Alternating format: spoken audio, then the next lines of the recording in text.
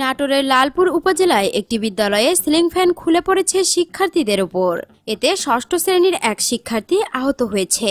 Lalpur pilot বালিকা উচ্চ বিদ্যালয়ে সোমবার সকাল 10:15টার দিকে এ ঘটনা ঘটে।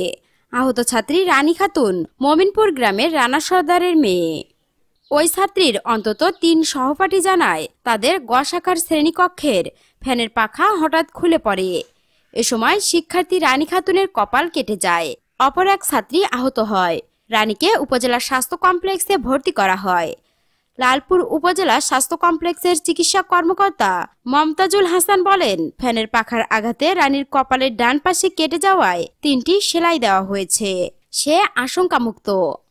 বিদ্যালয়ের প্রধান শিক্ষক তপন কুমার রায় বলেন, এটি একটি দুর্ঘটনা।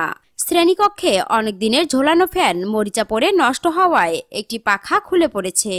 এতে এক শিক্ষার্থী আহত হয়েছে। প্রাথমিক চিকিৎসা দেওয়ার পর সে সুস্থ আছে।